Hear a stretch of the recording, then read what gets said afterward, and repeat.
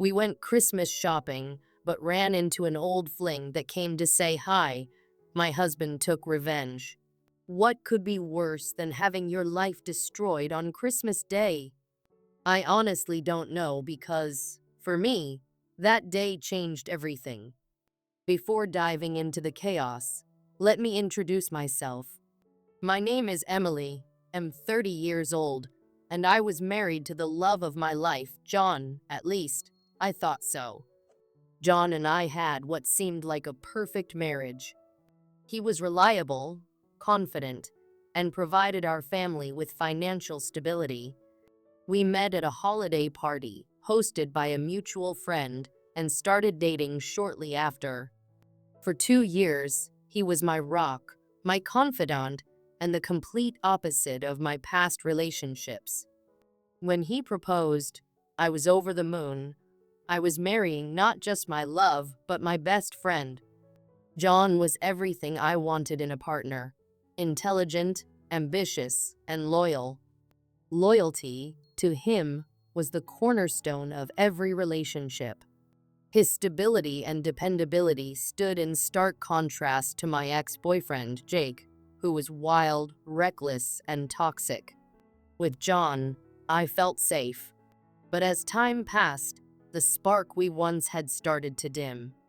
We fell into the routine we both feared, and John's work as an entrepreneur consumed him. He was always busy, leaving little time for us. The dates, surprises, and passion faded away, replaced by endless work days and distant nights. I started to feel restless, unappreciated, and lonely. Christmas was approaching, and I hoped it would reignite something between us. It was our favorite time of year, a reminder to appreciate each other and all that we had. I suggested we go Christmas shopping together, and to my delight, John agreed. Hand in hand, we navigated the bustling mall, picking out gifts for our families. For a moment, it felt like old times, until he appeared. "Hey, Emily, is that you?" I froze. The voice was unmistakable. It was Jake, my ex-boyfriend. My heart raced as I turned to see him, looking as handsome as ever. Memories of our passionate but tumultuous relationship flooded back. Jake had always been charismatic, with his black hair, dark eyes, and a mischievous glint that could light up a room. I couldn't help but smile, though I immediately felt John's gaze on me. "Oh, Jake, it's been so long." My voice betrayed my surprise, and perhaps a bit too much delight. Jake hugged me, his embrace far too familiar, and I felt John's eyes boring into us. John asked casually, "Who's this?" Panic set in, and instead of telling the truth, I lied. "Just an old friend," I said, avoiding John's piercing gaze. The rest of the day passed uneventfully, but tension lingered in the air. Once we got home, John retreated to his laptop, apologizing for being distant lately and promising to do better. It was a sweet gesture, but I couldn't stop thinking about Jake. Later that night, my phone buzzed. It was a message from an unknown number. "You're as beautiful as ever. Coffee tomorrow?" It was Jake. I should've ignored it. I should've deleted it. But I didn't. I replied, "Sure." The next day, I met Jake at a cafe we used to frequent. It felt like stepping back in time. The chemistry between us was undeniable, and before I knew it, one coffee turned into something far more dangerous. Messages, secret meetups, and eventually, intimacy. It was thrilling, forbidden, and intoxicating. I convinced myself it was just a harmless escape from the monotony of my life. But John wasn't a fool. He started noticing the changes in me, the late nights, the secretive texts, the distant looks. John, who valued loyalty above all else, was sharp and observant. He pieced everything together, and when the truth came out, He didn't just leave me. He destroyed me. He still made my heart race, but he hadn't changed. He was the same toxic person as before. We talked a lot about life, reminiscing and catching up, which eventually led to us sleeping together at his apartment. That morning, I ended up going to work late. Honestly, I didn't want to go at all, but I had to. Not just because of my responsibilities, but because my boss was a close friend of my husband's. If I didn't show up, there was a chance he might mention it to him. Sex with Jake was just as incredible as I remembered, and I couldn't get enough. It felt like he brought color back into my dull, monotonous life. The routine I was trapped in had drained me, but now I felt alive. Jake seemed happier too. I went back to work that day, but my thoughts were elsewhere. That one encounter turned into something more. I started going out more often, claiming it was for girls' nights. In truth, every one of those nights was spent at Jake's apartment. John seemed to believe my excuses, or so I thought. He never objected to my frequent outings, but in reality, he was quietly investigating me. Jake somehow sensed this tension. He must be known something was off, but I was too caught up in the romance and passion to notice. I should have seen it. John wasn't the kind of man to confront things impulsively. He was calculating, patient, and strategic. I should have known better, but I didn't. I was too lost in my rekindled connection with Jake. Months passed. Jake and I continued our affair. Most of the time, we met at his apartment, but sometimes I took the risk of inviting him to my home when John was out of town or working late.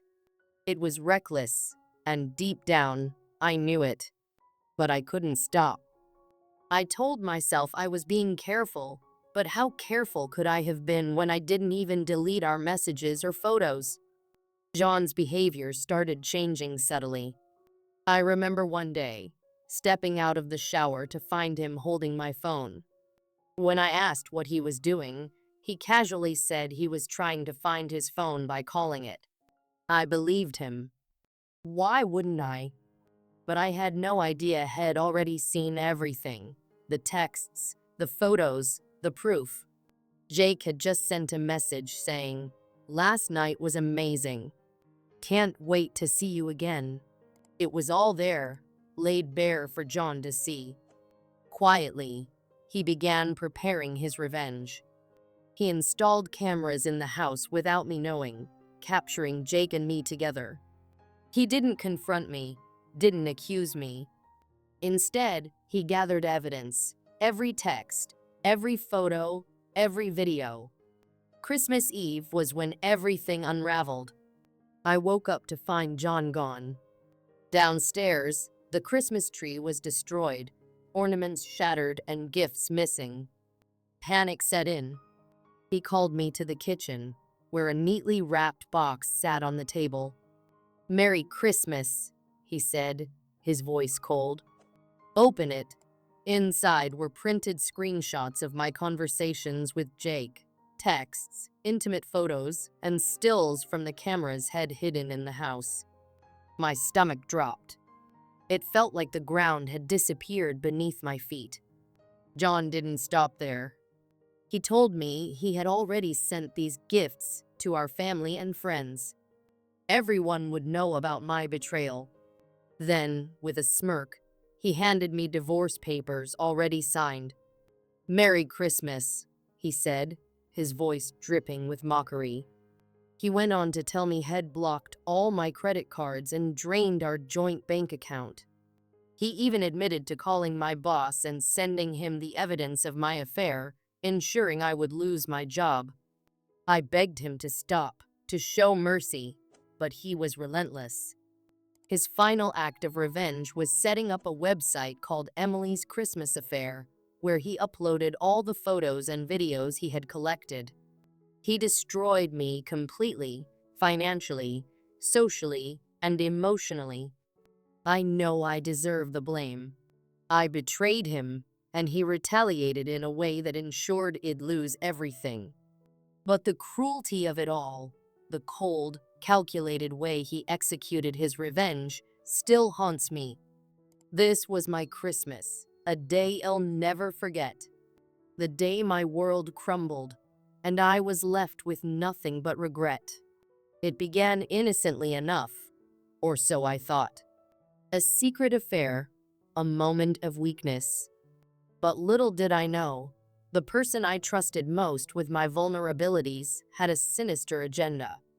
The hidden camera captured everything, every private moment, every vulnerable second. On top of that, Jake, the man I thought I could trust, kept screenshots of our conversations, twisting them into something humiliating. Once he had what he wanted, he shared the website link with everyone we knew. Friends, colleagues, even strangers. Everyone had access to my darkest, most private moments. I couldn't believe what was happening. It was relentless, public humiliation on a scale I never imagined. Each notification, each message, was a dagger to my heart. People I knew, people I loved, were seeing a version of me I never intended to show. This was the final straw, the most devastating blow. How could I ever face people again? How could I walk outside or live with this shame? That night, I stared at my phone, watching as messages poured in, some mocking, others pitying, but all suffocating. My breathing became shallow, and my chest tightened as the reality of my situation sank in. I couldn't stay here. I needed to get away, to escape the walls that seemed to close in on me with every passing second. I packed a small bag, trembling with anxiety and humiliation, and checked into a modest hotel far from the city. The room was small and cold, but it was quiet, a temporary refuge from the chaos I'd left behind. The prices were cheap, but that didn't matter. I just needed to be somewhere, anywhere, but here. The next morning, with a heavy heart and no clear plan, I decided to call an old friend, hoping she'd let me stay with her for a few days. I felt like a burden, but I had nowhere else to turn. And that's the story of my Christmas affair, how one decision destroyed my life. I know some of you will judge me, and honestly, I can't blame you. My life is already a disaster, and all I can do now is try to rebuild. Thank you for reading my story. Wishing you all the best. Love, Emily. Update. Picking up the pieces. Hey everyone, it's Emily again. I felt I owed you all a quick update and answers to some of your questions. First, about my parents. They were utterly devastated when they found out. To this day, they won't speak to me. I've tried calling them, knocking on their door, begging for a chance to explain, but they've shut me out completely. My father said I'm no longer their daughter. That, more than anything, broke me. When I stood on their doorstep that cold January night, hoping for a shred of compassion, I saw only disappointment in their eyes. My mother, usually so warm and loving, closed the door without a word. I stood there for what felt like hours, the weight of their rejection sinking in. As for Jake, he's vanished. Oh, but not before John got his revenge. John, my husband, the man I betrayed, sent Jake a package. I don't know exactly what it contained, but the look on Jake's face when he called me that night was one of pure terror. He never responded to my texts or calls after that. It's as though he simply disappeared, leaving me to deal with the fallout. I feel like a fool for thinking there was still something between us, that we had unfinished business or some kind of connection. But the truth is, Jake just used me. He walked back into my life, destroyed everything, and left again like nothing happened. Maybe it wasn't even personal. He's just toxic by nature. And John, I haven't heard from him either. I tried to reach out, to apologize, to explain, but he won't answer. I understand why. Honestly, I'm not even sure if I could forgive him for uploading those videos. Yes, I deserved consequences for what I did, but it obliterated my entire life. I remember the day I discovered the extent of the damage John had caused. The links, the screenshots, it was all too much. I sat in my friend's living room, tears streaming down my face, realizing that the man I had once loved was capable of such calculated cruelty. The fallout didn't stop there. My job fired me, citing the videos as a threat to their reputation. It didn't matter that I had been a loyal employee for years. The whispers, the judgmental glances, were enough to make me quit before they officially let me go. Now I'm jobless, staying with an old friend who was kind enough to open her door, but I know I can't impose on her forever. She's been understanding, but I see the strain my presence puts on her. Every day, I scour job boards, send out resumes, and hope for a chance to start over. The nights are the hardest. Alone in the small guest room, I replay everything in my head, the affair, the betrayal, the aftermath. I wonder if I'll ever be able to rebuild, to become someone worthy of respect and love again. But there are small glimmers of hope. A friend from college reached out recently after hearing about what happened. She didn't judge me or lecture me. She simply listened.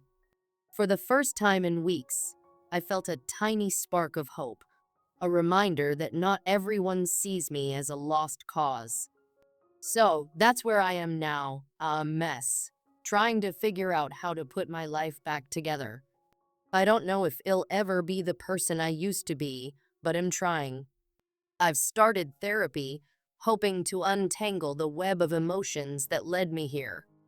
It's not easy facing my flaws, but it's a step I know I need to take. To those of you who reached out with kindness, thank you. To those who judged me, I understand. And to anyone reading this who feels like they've hit rock bottom, know that you're not alone. Thank you for listening, for your empathy, or even just for reading my story. All the best, Emily.